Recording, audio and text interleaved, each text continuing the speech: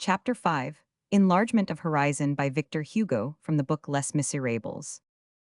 The shocks of youthful minds among themselves have this admirable property that one can never foresee the spark, nor divine the lightning flash. What will dart out presently? No one knows. The burst of laughter starts from a tender feeling. At the moment of jest, the serious makes its entry. Impulses depend on the first chance word. The spirit of each is sovereign, jest suffices to open the field to the unexpected. These are conversations with abrupt turns, in which the perspective changes suddenly. Chance is the stage manager of such conversations.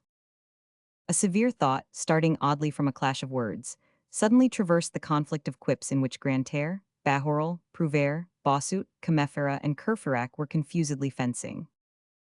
How does a phrase crop up in a dialogue? Whence comes it that it suddenly impresses itself on the attention of those who hear it? We have just said that no one knows anything about it. In the midst of the uproar, Bossuet all at once terminated some apostrophe to Comefera with this date: June 18th, 1815, Waterloo. At this name of Waterloo, Marius, who was leaning his elbows on a table, beside a glass of water, removed his wrist from beneath his chin and began to gaze fixedly at the audience. Pardieu, exclaimed Courfeyrac. Parbleu was falling into disuse at this period. That number 18 is strange and strikes me. It is Bonaparte's fatal number. Place Louis in front and Brumaire behind, you have the whole destiny of the man, with this significant peculiarity, that the end treads close on the heels of the commencement. Enjolras, who had remained mute up to that point, broke the silence and addressed this remark to Comefera. You mean to say, the crime and the expiation. This word crime overpassed the measure of what Marius, who was already greatly agitated by the abrupt evocation of Waterloo, could accept.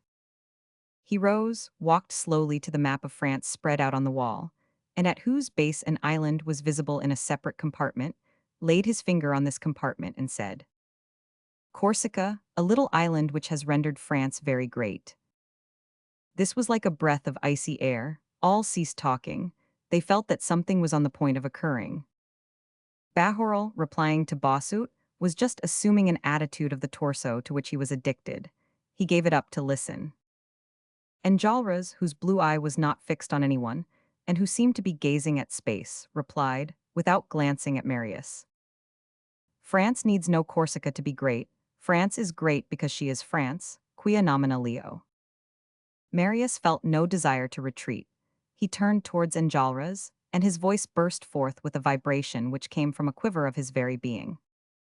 God forbid that I should diminish France, but amalgamating Napoleon with her is not diminishing her. Come, let us argue the question. I am a newcomer among you, but I will confess that you amaze me. Where do we stand? Who are we? Who are you? Who am I? Let us come to an explanation about the emperor. I hear you say Buonaparte, accenting the you like the royalists. I warn you that my grandfather does better still. He says Buonaparte. I thought you were young men. Where then is your enthusiasm? And what are you doing with it? Whom do you admire if you do not admire the emperor? And what more do you want? If you will have none of that great man, what great men would you like? He had everything. He was complete. He had in his brain the sum of human faculties. He made codes like Justinian. He dictated like Caesar. His conversation was mingled with the lightning flash of Pascal, with the thunderclap of Tacitus. He made history and he wrote it. His bulletins are Iliads. He combined the cipher of Newton with the metaphor of Mahomet. He left behind him in the East words as great as the pyramids. At Tilsit he taught Emperor's Majesty. At the Academy of Sciences he replied to Laplace. In the Council of State he held his own against Merlin. He gave a soul to the geometry of the first, and to the chicanery of the last. He was a legist with the attorneys and sidereal with the astronomers. Like Cromwell blowing out one of two candles, he went to the temple to bargain for a curtain. Tassel, he saw everything. He knew everything, which did not prevent him from laughing good-naturedly beside the cradle of his little child. And all at once, frightened Europe lent an ear, armies put themselves in motion, parks of artillery rumbled, pontoons stretched over the rivers, clouds of cavalry galloped in the storm, cries, trumpets, a trembling of thrones in every direction, the frontiers of kingdoms oscillated on the map. The sound of a superhuman sword was heard, as it was drawn from its sheath. They beheld him, rise erect on the horizon with a blazing brand in his hand, and a glow in his eyes, unfolding amid the thunder, his two wings, the grand army and the old guard, and he was the archangel of war. All held their peace, and Enjolras bowed his head. Silence always produces somewhat the effect of acquiescence, of the enemy being driven to the wall. Marius continued with increased enthusiasm and almost without pausing for breath. Let us be just, my friends. What a splendid destiny for a nation to be the empire of such an emperor, when that nation is France, and when it adds its own genius to the genius of that man, to appear and to reign, to march and to triumph, to have for halting places all capitals, to take his grenadiers and to make kings of them, to decree the falls of dynasties, and to transfigure Europe at the pace of a charge.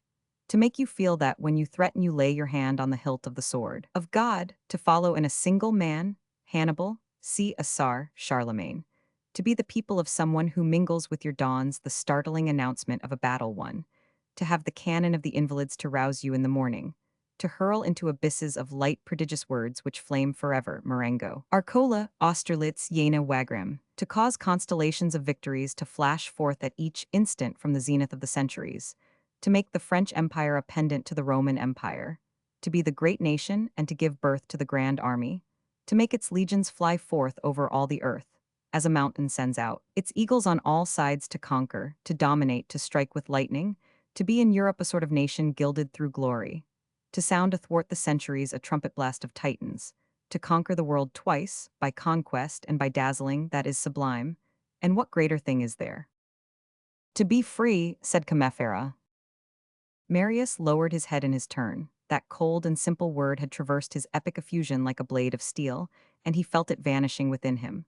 When he raised his eyes, Comefera was no longer there.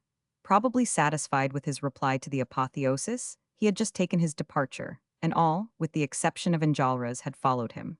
The room had been emptied. Enjolras, left alone with Marius, was gazing gravely at him. Marius, however, having rallied his ideas to some extent, did not consider himself beaten. There lingered in him a trace of inward fermentation which was on the point, no doubt, of translating itself into syllogisms arrayed against Enjolras, when all of a sudden they heard someone singing on the stairs as he went. It was Comefera, and this is what he was singing. Si Caesar amavit dine la gloire et la guerre, et quil mi fallait quitter 50 amordement mir, G dures au grand Caesar. Reprends ton sceptre et ton char, J aim mia mamir, au circumflex gae, J aim mia mamir. 25. The wild and tender accents with which Comefera sang communicated to this couplet a sort of strange grandeur. Marius, thoughtfully, and with his eyes diked on the ceiling, repeated almost mechanically, "My mother." At that moment he felt Enjolras' hand on his shoulder. "Citizen," said Enjolras to him, "my mother is the Republic."